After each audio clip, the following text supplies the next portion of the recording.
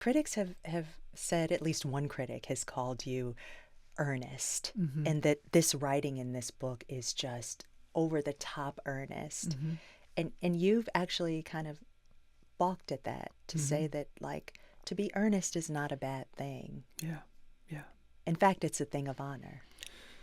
You know, to try, to commit to something, to see the sentence as a laboratory rather than a performance of power or status.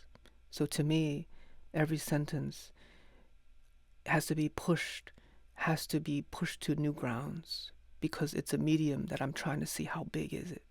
Can it hold me? Can it hold all this? In the same way, drag is offensive to many people because it's too much.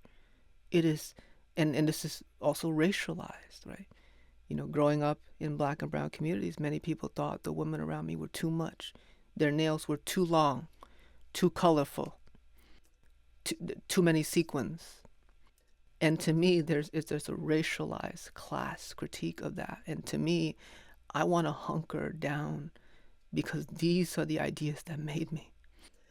I've been forced to assimilate in this country so many times, and I refuse to assimilate again in my aesthetics because that kind of too much, that kind of exuberance and earnestness, because nobody puts on, their nails cynically. No. Nobody decorates themselves. The woman that The most adornment of, is pride. it's pride, it's earnest, it's all in. Yes.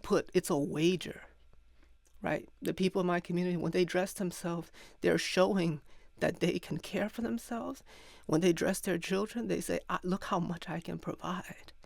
It's a symbolic gesture.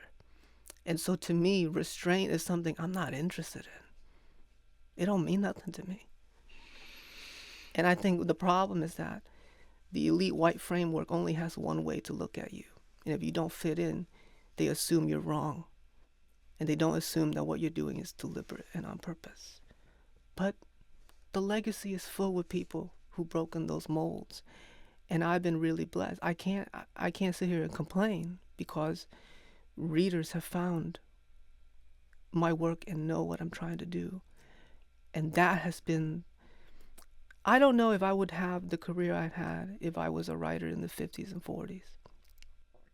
I had to come in the 21st century because now opinions and aesthetics is in the hands of readers.